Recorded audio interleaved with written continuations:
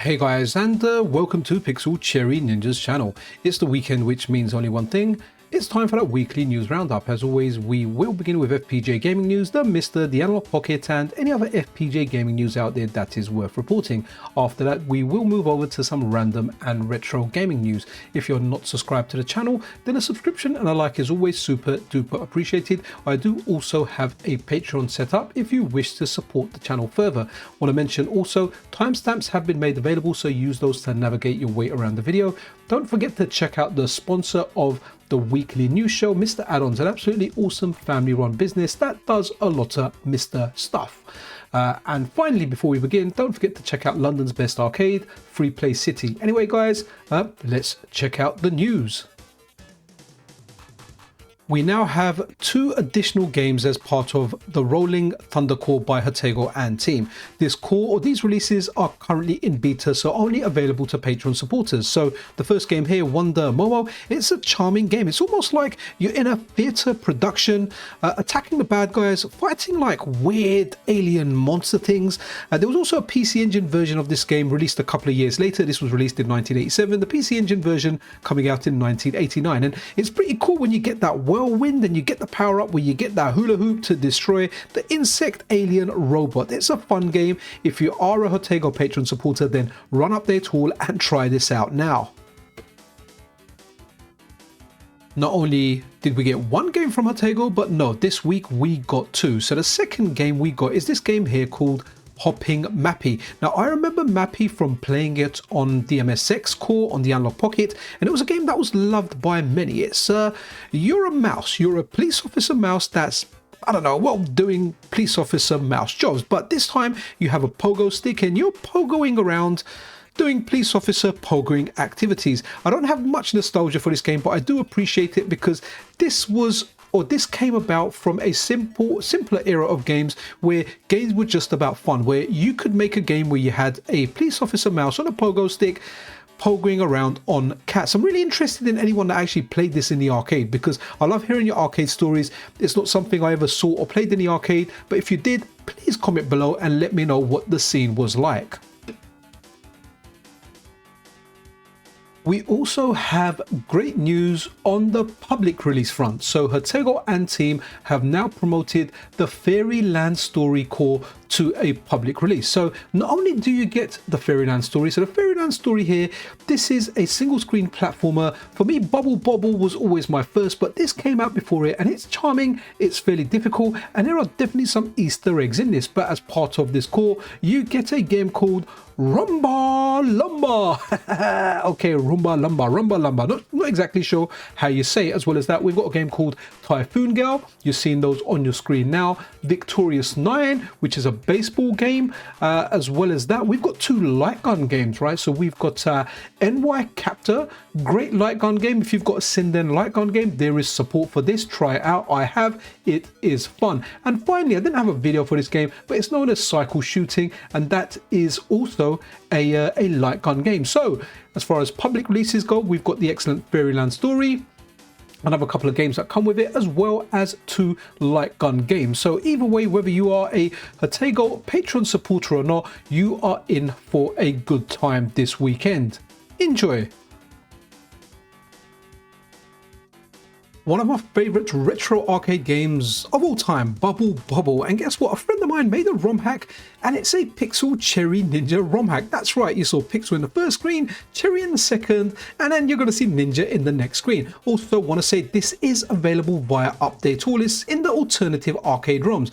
Want to send a special thank you out to Lord Dot for creating this ROM hack. Also a special thank you out to Toya and Zach for getting it available for Update All, and obviously the Epsilon as well for the excellent update tool that he provides. But absolutely amazing, love it. This only has 12 levels and I don't think you can complete the last level, but if you do want to try it out, when you do run update tool, if you've got arcade alternatives options set for downloading, then just look for a game called Pixel Bubble.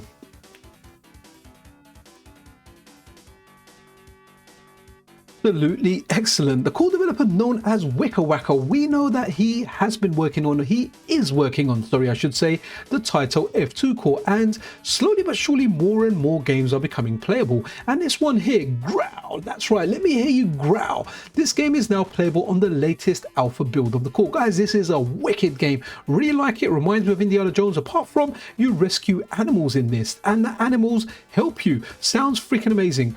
Amazing to see this stuff. So in the latest version, there's 3 games that were working, one of them being Growl. Let's have a look at the other 2.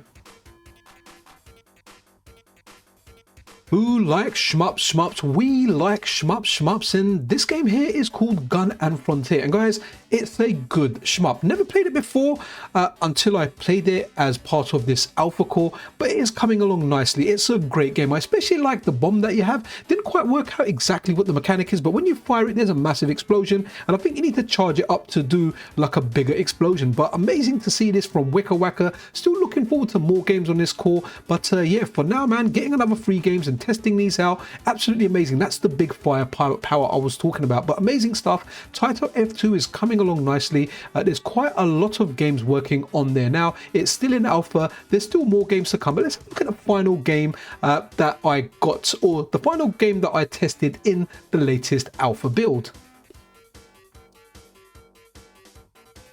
And the final game that I tested in the video earlier from the week, this is the footage from that video. I'll leave a link to it if you want to watch the whole thing there, but this is Solitary Fighter. I'm the guy that looks like Mr. T, because hey, if you play a video game and you can pick a character that looks like Mr. T, guess what? You pick Mr. T, because that is what you have to do. So Solitary Fighter, it's a brawler, it's a fighting game that feels a little bit different, but it is definitely fun. Over there I learned that you can kind of beat the first guy just by spamming kick, and yes, I am a spammer. This is a fun game. It reminds me a little bit of Pit Fighter, but I feel like it plays better than Pit Fighter, but just the way you've got that kind of movement, the way you can move up and down and everything as well, different from like a 2D fighting game like say Street Fighter. But yeah, fun times. Really liking this core, and likely this weekend more games will become available to play, and when I do, I'll do a separate video on there. Really looking forward to like the next batch of games, because I'm really looking forward to the Ninja Kids. That is a banger of a game. In this section of the video, guys, we are going to go over some retro remake stuff like the Mr. Pi, the SuperStation1, and anything related to that. I wanted to bring this to your attention because I know there's some expensive ones out there that have been specifically designed. However, this one just does the trick. So a friend of mine that recently got the Mr. Pi, I don't know if you remember, if you follow me over on X, I posted a picture of their device. They got it and they were really happy. So they were looking for a switch, because currently in order to run the Mr. Pi, you need to plug in a USB-C power cable. And then, you know, when you're done with it, you have to pull it out. So this over here is a switch. Your USB power cable goes in one side. Here you go, over here. And then this plugs into your Mr. Pi. So they got this, they tried it out, and they said it's freaking amazing. I went to order one to try out, because I may do a video on it depending on how impressed I am with this, because I know many of you guys have got Mr. Pis, and one thing that always comes up is you'd love to have a power switch for it, and this kind of solves that for only £3.10. So once my buddy told me about this, I tried to order it and it wasn't available for me. And guess what? As I was shooting this video and I clicked on this link, guess what? It was available. And you know what? I'm always logged in via my mobile. So I went into the mobile app and I ordered it, and it is getting delivered to me Wednesday. Wow, June the 11th. Sorry, I thought that was May. I thought, okay, wow. So it's getting sent to me in about a month, but I want it anyway, because if I want to leave my Mr. Pi connected, I can just I can leave it connected. I can just flick that power switch. So let me know if you're interested in a kind of review on it. When I get it, I can show it, but in the meantime, it's only £3.10p. Friend of mine has tried it, said there's no issues with it. They've got like what is it, what's that sound thing, the MT Pi, really sorry about the names, you know, that thing that gives it better sound. They've got it plugged in, they've got a few accessories plugged in, absolutely no issues with it so far. So maybe if you've got a Mr. Pi and you want to give the Mr. Pi a power supply, maybe this is something that's going to interest you. a little bit of an update here regarding tariffs, because it's been crazy, right? 145%, 120%, I don't know, numbers just all over the place. So Taki Udan here is saying the MiSTer Pi and Super 5 tariff rate dropped from 20% to 10%. Great news. So that means if you're ordering a MiSTer Pi, you are paying 10%. This is specific to the USA, baby. So retro handhelds dropped from 145% to 10%. But then Taki Udan mentions down here, handhelds are 30%. So maybe if you're ordering, I don't know, an Ambernick or whatever other handheld, you're going to pay 30% or a 30% tariff on that. But more importantly, this one here. Now, we featured this tweet before because this is from May the 1st, but we'll go over it because there is an update to that. So Taki Udan previously said the second half of MiSTer Pi batch 3 will be available for order around May the 16th without a pre-order, and this includes ordering via PayPal. All of the boards include FPGA soldered SD RAM, so we won't have any base units available. Instead, I will bring back the RAM bundle as the cheapest SKU for around $120. Now, the update that has been provided for that is we are finishing up SMT. This should be ready on Monday. So guys, anyone that wants to get themselves a MiSTer Pi, be ready for Monday. Maybe follow Taki Udan over on X, set your notifications on if you want to get there first. Not sure exactly how many numbers there are, but not trying to create FOMO or anything here, but if I want something, then I usually try and turn up on time to order in order to avoid disappointment. If you watch the previous segment, the one where I mentioned I ordered that kind of power supply that you can use as a power supply for your MiSTer Pi, maybe you want to order one of those for like £3.10 if you're in the UK, and hopefully they'll turn up around the same time, or maybe the MiSTer Pi will show up first, but either way, you'll get yourself a power supply for it. So interesting stuff. Love the MiSTer FPGA and really like the MiSTer Pi that I have. SuperStationOne. I know many of you guys are really looking forward to this as you have ordered this and ordered the dock. So Taki here is saying we're still working on the Super Dock since it started later than the main console. Here's the current look, and what's interesting here from Carlos, he says, I think it looks cool. Mind me asking if there's an eject pin hole just in case there is an issue that the disc can be extracted using a paper clip without dismantling the dock. That's right, if your disc gets stuck, can you get out easily? Because you might be putting something like Castlevania Symphony of the Night on disc in there, and that is worth a lot of corn. And Taki responds, there is. Carlos gives him a thumbs up. Taki, I'm holding a thumb up to right now, but you can't see it. Right, what's next over here? So Taki over here says, one final set of SuperStation prints on the Bamboo Lab Global X1C to check for issues before making a set for CNC shells. Best investment I ever made for rapid prototyping, trying to resist the urge to get a H2D for the office. Okay, so that's the 3D printing stuff, right? And over here, this is very, very therapeutic. I have to say, it's interesting to watch. Maybe you guys want to watch this and kind of enjoy it. It's molding, and this is obviously a time lapse because he says it took around 40 hours. That was for everything though. So 40 hours to print the entire device and all the caps, buttons. Here's the bottom shell. I need some extra support around the controller port. So there you go, it's forming, it just looks nice. It looks like one of those documentaries you watch. But anyway, SuperStation1 coming along nicely. I can't wait for this device to come out, and more importantly, I can't wait for you guys to get your SuperStation1s, especially if it is your first ever MiSTer FPGA console. This is interesting, if somewhat cursed. So Taki Udan during the week showed a port of RetroArch on the MiSTer Pi. Now, just to clarify, this isn't running on the FPGA side, it's running on the ARM CPU side, and we get to see Street Fighter 3 Third Strike running on here. And interesting, right? Because we've got the FPGA cores for the MiSTer, but there's cores that aren't available. It might be a viable option to play them via RetroArch. For me personally, this isn't something that I'm too into because I've got different ways of playing RetroArch. I like my MiSTer for, well, it being a MiSTer. However, I do like choices being out and made available to the masses. So this may be a good thing should someone actually want to release it and support it. Currently, it's not available to the public. It's not out in the wild. But what's interesting over here as well is, let's have a look at this. So guess what? Taki Udan even got NetPlay working. So they got two MiSTer Pi's. RetroArch has a NetPlay. I've definitely enjoyed it. I think it's really good. I've played it with friends. So they got it on two different MiSTer Pi's, and they got TMNT2 Turtles in Time, and they got the NetPlay side of it working. Again, very, very interesting, if not for science. So naturally, I was able to get a hold of this. Now, I got a different build to what tacky. What I'm using, I'm using a build that Boogerman put together, believe it or not, half a decade ago, 5 years ago, and I messed around with it, and you know what, for the whole part it was quite a bit of fun just to play and mess around with. Also, I'm going to be doing a live stream tonight. By tonight I mean this video is going to get released on a Saturday. If you're watching this around the time it's fresh, 9 o'clock or 9:15 p.m. UK time, I'm going to be doing a live stream of RetroArch running on the MiSTer FPGA, and your requests are welcome. If you want to see stuff in action, just come along the stream and request games. I've got a whole Final Burn Alpha ROM set on there. I don't think it runs Final Burn Neo. It runs like an older version of Final Burn Alpha. I've got that on there, so maybe we can try some games out that aren't available as FPGA cores on the MiSTer. I feel like the version that Tacky's got maybe a bit newer, and that may have better performance. The version that I have, some games play well on it, some games play slow and bad, like this one here, Darius. This is a dual screen game, but it's kind of fitted it all into a 4:3 aspect ratio. But yeah, if you want to find out more, you want to see performance of some games, pop along to the stream later. It's always nice seeing you guys in the stream. I like engaging and talking with you guys, because there's no better way for nerds to hang out on a Saturday night than a PCN stream.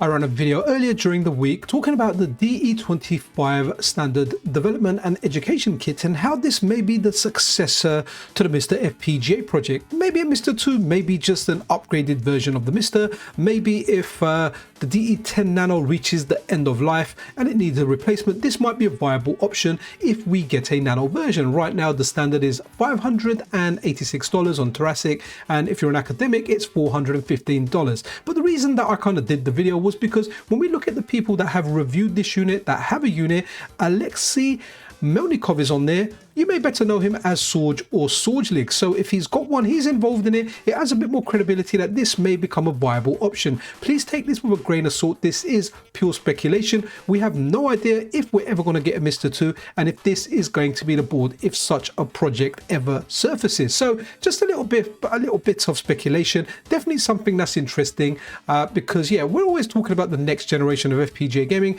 and I wonder if this would be it. And many of you guys correctly pointed out this only has another 28,000 logic elements, so it's not going to be a massive jump, but maybe some of the stuff that's having difficulty fitting on there can use those extra logic elements. Anyway, it was interesting. I'll leave a link to my initial video down in the description if you do want to check that out. Did you want to get yourself a Mini ITX Ironclad DX? Well, the good news is there is some stock of it available. So yesterday, May the 16th at 1700, that's 5 p.m. GMT or 1800 Central European Time. D3F Mod says, big news, the new MiSTer FPGA Ironclad DX will be available again on the date that I mentioned. So if you want to have a look at it, I'll leave a link to this tweet, but if we head over to the store, you can see that it's available to purchase in stock right now if this is something that you want. I have not personally tried one, but everyone I know that's had one of these speaks very, very highly of it. I know Lou's done a review on it. I know Gentleman's Pixels Club has also done a review on it. So everyone that I personally know that has tried one of these out speaks very highly of it. So maybe this is something for you. Either way, if you want one, it is available. We have a new version of Update Tool. We are now on version 2.3. It's out. Just run your updater. It will automatically update the version that you're using, and with it will bring new features. So Jose BG, or better known as the Epsilon, here says this release brings a few quality of life improvements like the new built-in log viewer and includes the new GBA Borders DB from Denetro Designs. And I really do like this picture. I think it looks really freaking awesome, man. Ninja Gaiden there, or Gaiden, sorry, I've heard it both ways. But let's have a look at some of these borders, man. They just look great. So we've got a few different ones out there. The ones that I'm looking at here are from Anime Otaku. They are part of that database under community. We've got game specific ones here like Harmony and Dissonance, and if you really want, you've even got a PCN one there, man. Nice. What we got here, we've got a Metroid. I can't remember if this is Zero Mission. I think this is Zero Mission. We've obviously got Fusion as well. What's the next one here? Super Street Fighter 2 Turbo The Revival. You can grab all of these via Update Tool. Just make sure you turn on that option from within the script. And over here we've got Yoshi's Island, one of the best Mario games out there. I think it's Super Mario World 2, isn't it? Then we've got like plain ones here. I think this is one of Denetro's own ones, and this is like a Game Boy Micro Anniversary Edition design. What else have we got? Different colors in that. Well, oh, okay, this one here, Arcade Karen, this one isn't available as a, this won't be via the updater, this will be a manual install. And then we've got like different ones as well, like this one over here. Really, really good. Lots and lots of different ones for you guys to kind of enjoy. This is really amazing news as well. So whenever you're setting up your MiSTer FPGA for the first time, you're using this program called MiSTer Fusion, which kind of gets everything up and running. But once you install MiSTer Fusion, you need to add scripts to it. And the first script, the main script that everyone adds is update all. It's pretty much what 99.9% of MiSTer owners are going to do. Well, what's really good here, Jose BG again, the Epsilon, tweeting out here, MiSTer Fusion version 2.10 has just been released. Coming now with update all pre-installed. MiSTer FPGA setup is now easier than ever. And guys, this is amazing. It means once you go through the MiSTer Fusion process, you will automatically get yourself update all included. Brilliant work. When it comes to wallpapers, we have some great wallpapers for the MiSTer FPGA, and Ranny Snice is on fire. Let's have a look at some of the recent Neo Geo ones he's done. Now, these are the 4x3 ones, but he's also got them available for 16x9, right? But this is for the CRT crew out there. Again, looking really, really good. NAM 1975. Magician Lord just looks banging. Kind of reminds me of like Wizard of Oz, right? The Wicked Witch. Maybe if she was in a game and a dude. Okay, Baseball Stars, brilliant baseball game. But guys, these are just looking great from Ranny Snice. And as well as that, Anime Otaku is on fire, man. Look at this. He's got a very good style when he does his wallpapers with the screenshots on the left, the MiSTer menu in the middle, and like some other stuff on the right. Just looks really, really cool. And again, this one here for a Power Rangers game. And he's done like a Gundam equivalent of this as well, because apparently the game that's being featured here is just a reskin. Like, I can't remember which one came first, whether it was Gundam or Power Rangers, but they're both essentially the same game with different skins. And also over here, a tweet from me, but we're having a look at the Metal Gear wallpaper. So this is the Metal Gear Mega Drive wallpaper, and this is something that was released recently by Hoffman. It's a port of the MSX2 version of Metal Gear that was brought over to the Amiga previously, and now it's available for the Mega Drive. Yeah, you can definitely want to check that out. And what's amazing is we were doing a stream last Saturday, where Hoffman was a guest, and during that stream we presented the challenge to Anime Otaku if he could make a Metal Gear wallpaper during the stream, and well, Anime Otaku, five minutes later he came in, and this is what he made, and it just looks freaking amazing. So on the MiSTer, we have lots and lots of good wallpapers. Make sure you've got Ranny Snice's repository on, and you can just get lots and lots of wallpapers, and every time you boot up your MiSTer, it will cycle through a different one.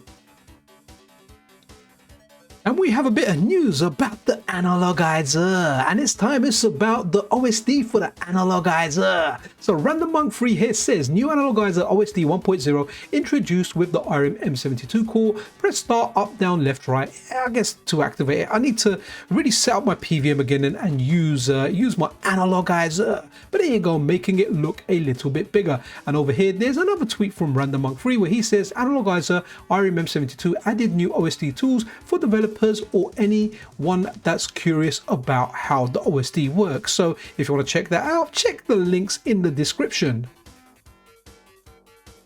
Before I begin this story, guys, let's keep our expectations in check, but this is definitely interesting. So a while back, a year or two back, I don't know, sometime in the past, right? The past is the past. It's not always a blast, sometimes it is, but I can never remember if it was 2 years ago or 3 years ago. It's all just muddled into one big block of past. So P-Gate1 here, a developer that's done some work on the Analogue Pocket. This guy just loves FPGAs in general, always working on different ones, always messing around. A very interesting account to follow over on X. But over here, they are saying PlayStation on FPGA featuring Pocket, the Analogue Pocket, with the implementation of GTE's DPCT processing, we can now play Ray Crisis, and Ray Crisis is the banger of a game. So bear in mind that they're talking about 2D games, so we're not going to play like games that push the PlayStation to its limit. We're talking about like the 2D stuff. So they say if we don't design the GTE properly, there won't be enough DSP in the FPGA, and other parts will be in the critical path. So again, interesting here. Looking at Ray Crisis, I really like the Ray games, man. They're all good.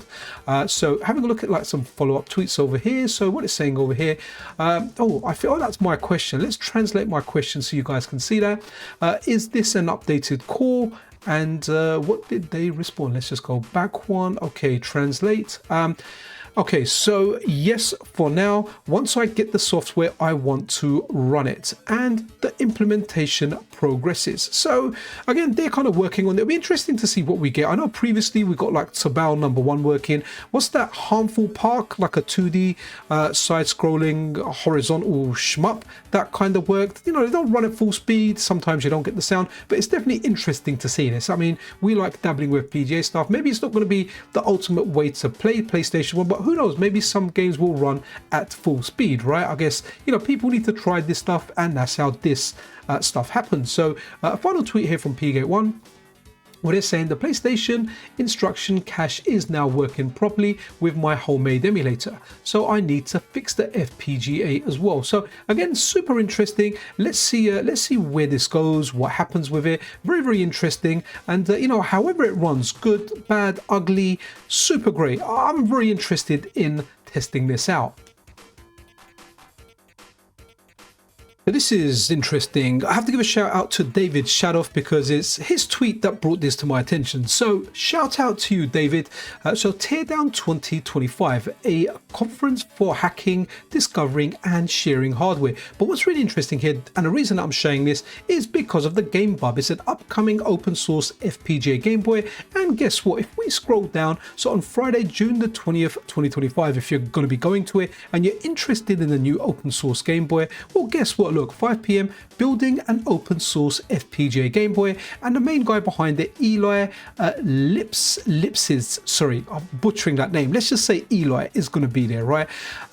So yeah, if you're in the area, you want to check this out, maybe you do, but it just adds a little bit more credibility to the project. Remember, whenever we see crowdfunded stuff, yes, there's always alarm bells with it, but stuff like this definitely sounds reassuring. So that's interesting. I'm interested in the Game Bub. I want to see what it's like, and yeah, exactly how it develops. Did you ever want Metal Gear, the original Metal Gear on the MSX2 or your Mega Drive? And back then you were like, oh man, I'm a Sega guy, I don't have Metal Gear, I want it for my Mega Drive. Well, in the year 2025, your dream has come true. Hoffman has ported over the original MSX2 version that was originally ported to the Amiga. He's now also ported it to the Sega Mega Drive. It's available on itch.io. It's a free download. Go and check it out. Play it via a flash cart, play it via software emulation, play it on your MiSTer, play it on your Analogue Pocket, play it wherever the heck you play your Mega Drive games. But check this out. This is a game I want to play, and I feel like I'm going to play this on the Analogue Pocket because it's definitely a very interesting game, but it is a little bit difficult. It's here, or it's nearly here, should I say. Outrun is going to be available for the Game Boy Color, for your Game Boy Color, on Monday, the 19th of May 2025. I got an early copy of it. I played it. I did a video on it. Yes, and I like it a lot. It contains 2 levels, and guess what, guys? It is absolutely free. You don't need to pay anything for it. I'll leave a link to the developers itch.io page in the description of the video.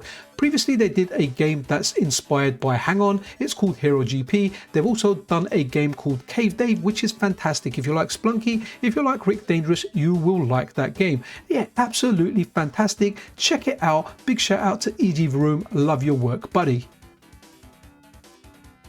This is something many people have been excited about, and there's been a lot of chatter and excitement about it, and rightfully so. From 8-Bit Mods here, introducing the VMU Pro, the last VMU you need for your Dreamcast. But it's not just for your Dreamcast. The VMU Pro can emulate your favorite 8-bit era handhelds and game consoles like the Game Boy Color, NES Master System on a beautiful 16-bit color IPS TFT display. Again, just seems really cool. Also has Wi-Fi enabled, or is Wi-Fi enabled, backwards compatible with original VMs, and the best on-device file management you've seen on a memory card. So if you've got your Dreamcast kicking about, you want a new VMU, and you want to be able to play like 8-bit systems on there, this might be for you. So available for order now. They should be in stock. I did check earlier, did I check last night? They were available to buy, so maybe you want to pre-order one now.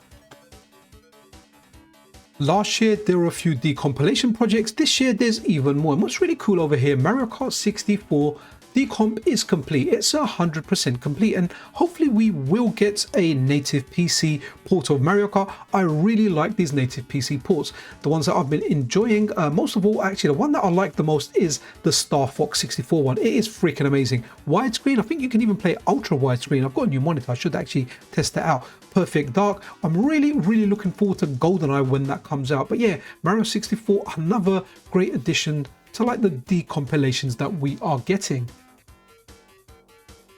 Really interesting here from a great developer. So this is the person, right? Divizix, is that how you say it? I think they told me one time and I've forgotten. I apologize for that. So they brought out an excellent shell for the Sega Neptune, but this is something else that they've worked on. So Mega Drive Genesis 6-button controller, 3D files now available to download. Still needs work, but hoping someone can develop them further for 3D printing, as I just don't have the time. Big thanks to Weskmods for the detailed 3D scans to get me started. So again, if you want to get this and you want to improve it even or use what's available, check the link in the description. I freaking love this, man. I should put this on my MiSTer, the Analogue Pocket, just to check it out if I'm doing like a Sega Master System live stream. So Mappy here says Sunset Riders title screen demake for Sega Master System based on SNES version, 7 colors ROM download. You can download it there. So if you want to get the Sunset Riders title screen on your Sega Master System and that was your dream, you can. Just don't try and play it because it's just a title screen. Either way, very fun to have a look at. What's the best D?